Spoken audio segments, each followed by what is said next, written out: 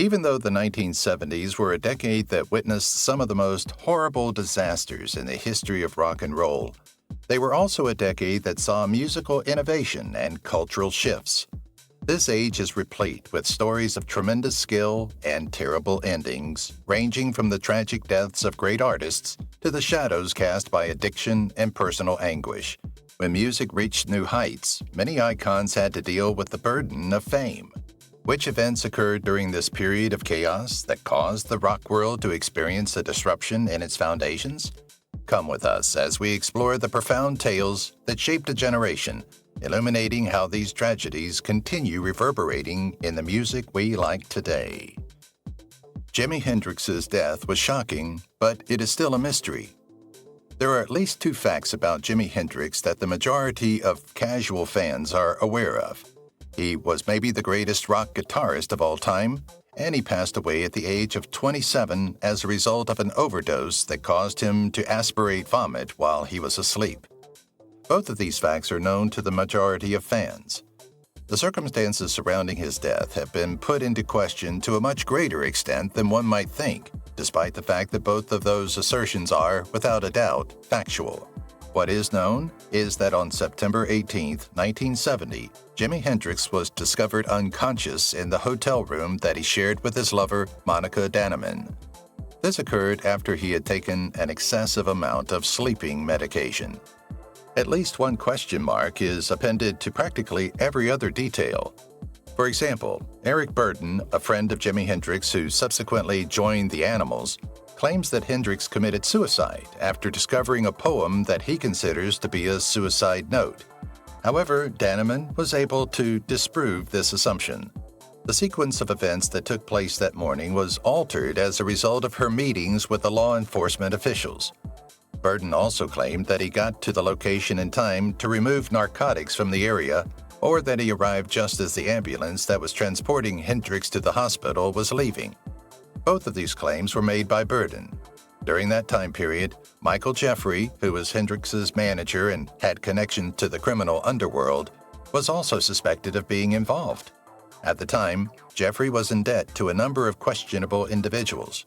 Because there was such a lack of clarity on the circumstances surrounding the musician's death, an inquest that was held later in 1970 was unable to identify a definitive cause of death.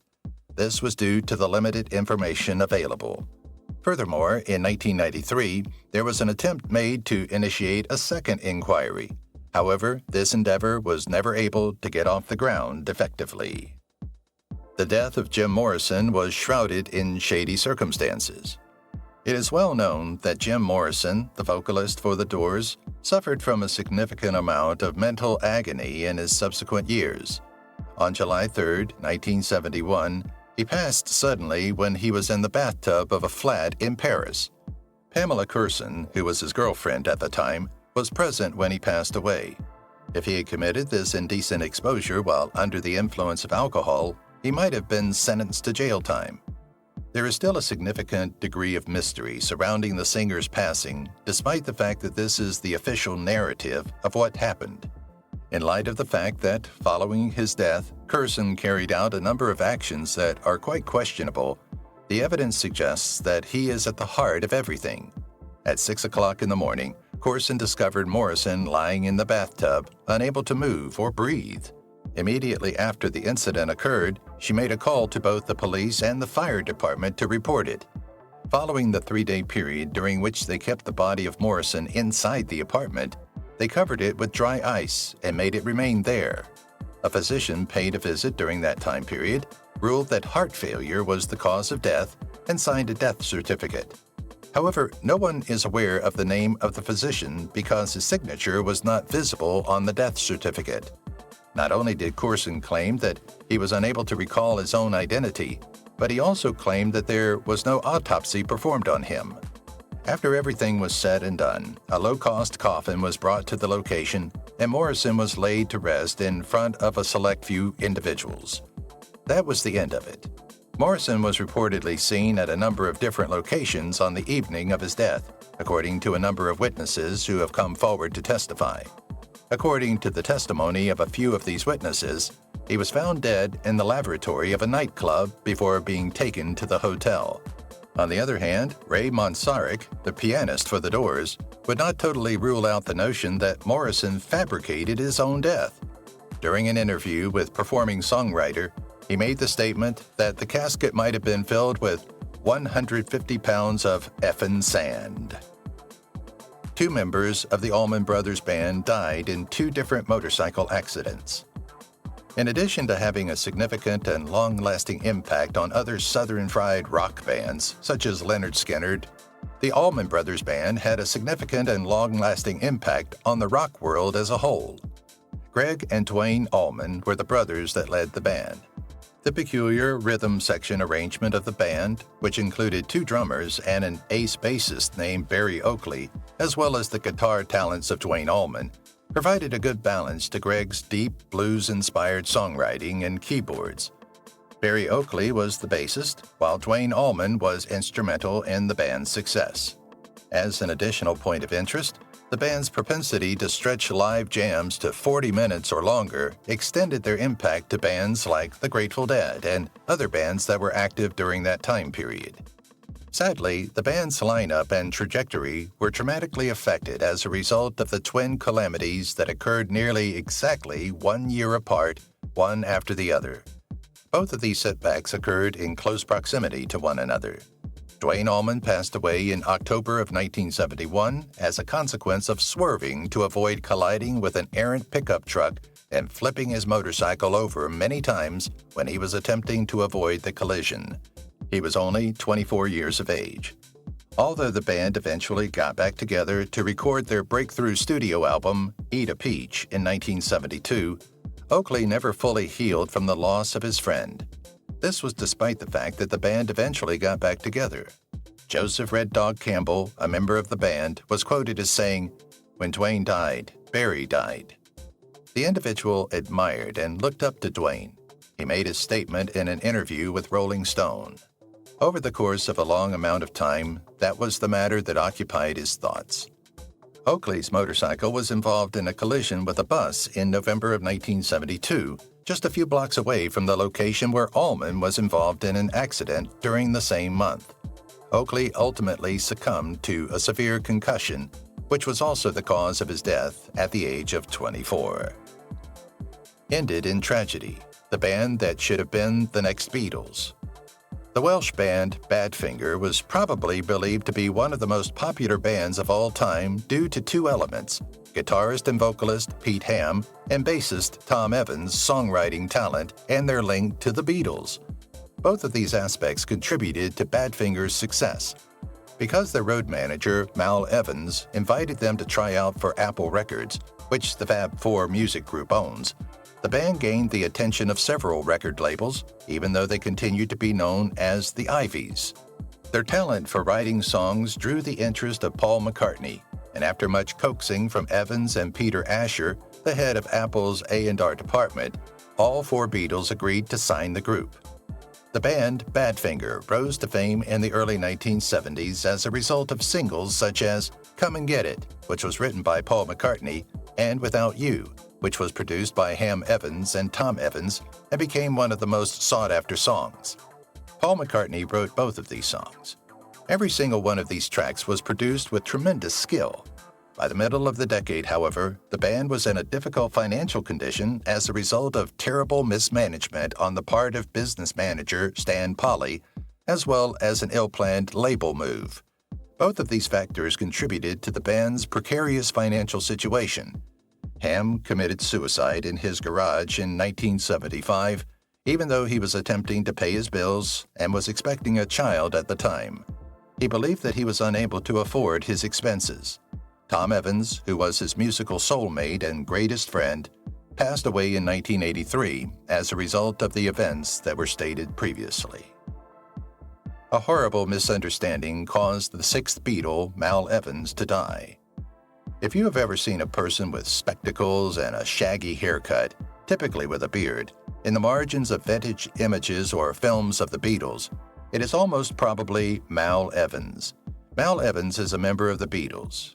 Immediately after the band stopped performing live, The individual who had previously served as the road manager for the Fab Four transitioned into the role of an assistant and became someone who was always accessible to offer support. On a regular basis, he added extra voices, for example, in the chorus of Yellow Submarine, or instrumentation, for example, in the hand claps on Birthday, to the recordings that the band made. After the Beatles broke up, Evans began experimenting with record production and was in the process of writing a memoir about his time spent with the band when a fatal occurrence took place. Evans, who had recently gone through a divorce, was feeling despair as a result of the separation, behaved poorly when his girlfriend reported him to the police for being high on drugs and looking at a gun. As soon as the police arrived, Evans refused to hand over the weapon, which turned out to be an air gun that was completely worthless. As a consequence of this, he was shot 3 times, and he tragically passed away. A couple of his pieces have recently become quite rare and valuable, which is a rarity that collectors seek out. One illustration of this is the fact that the handwritten lyrics to A Day in the Life by John Lennon were sold at auction in 2010 for a sum that was greater than $1 million. In a freak accident, an original member of the Yardbirds died. Over the course of the early 1960s, the Yardbirds were active participants in the blues and R&B movement that was taking place in London. As the decade progressed, they evolved into one of the most adventurous and influential bands that were performing in the United Kingdom at the time. Singles such as For Your Love and Heart Full of Soul had a big impact on the band's contemporaries, and the band was nothing short of a breeding ground for famous guitarists during the length of its life. Despite the fact that their recorded output was not particularly substantial, the band was able to produce a significant amount of music. Jeff Beck, who Jimmy Page soon followed, took over for Eric Clapton, who had been the band's second lead guitarist. Page joined the band shortly after. This resulted in what is widely considered to be the most remarkable and mind-boggling twin-lead onslaught in the annals of world history. The band's vocalist, Keith Relf, was also a guitarist, and many years after the band's disintegration in 1968, Relf was involved in one of the most peculiar incidents in the history of rock music. Relf was playing on an electric device in his basement during the month of May in 1976 when he trod on a gas line that ran along the floor. This happened by accident. In a shocking turn of events, Relf passed away as a consequence of an electric shock that was brought on by his guitar that was not grounded. Despite the fact that his life was cut short considerably earlier than it should have been, he was inducted into the Rock and Roll Hall of Fame in 1982 alongside the Yardbirds. The legacy of his band continued to flourish, and even after his passing, he was allowed to enter the Hall of Fame. The king is dead. Long live the king. Elvis Presley was the king, and he dominated rock and roll and popular music in general to a degree that very few singers have been able to match before or since. It is barely necessary to provide an introduction to Elvis Presley because he was the king. In addition to being a phenomenon in the realm of multimedia, Elvis Presley made an appearance in 31 films between the years 1956 and 1969, which was an extremely rare occurrence during that time period. Elvis Presley is the only artist to have more #1 hits than Mariah Carey and the Beatles. The majority of his admirers are aware of the following information on his passing. Elvis Presley's death occurred on August 16, 1977, when he was 42 years old and suffering from heart failure. One of the contributing factors to his death was the usage of prescription narcotics. A significant number of individuals are unaware of the fact that Elvis Presley legally obtained all of those prescriptions from his physician, Dr. George Nichopoulos. This is something that a lot of people are curious about. Consequently, Nichopoulos found himself in a tremendous deal of trouble. Nichopoulos' medical license was revoked for a period of 3 months in the year 1980 due to the fact that he had administered excessive doses of medications to patients, including Elvis Presley and the artist Jerry Lee Lewis. It was in 1981 when he illegally supplied Elvis Presley with cocaine, and he came perilously close to avoiding a felony punishment for his actions. The license of Nichopoulos was canceled by the Tennessee Board of Medical Examiners in 1995, making the revocation permanent. Up until that year, Nicopolis continued to work as a physician. A member of the board by the name of Dr. Edgar Scott made the following statement. Nicopolis himself acknowledged that some of his patients were addicted to drugs, but he continued to provide them with the substance of their choice. That is by no means an ethical practice. A monster band loses its frontman, ending its run. Although they never garnered a great deal of attention in the United States, the British band T.Rex generated a great deal of buzz in the United Kingdom during the glam rock era.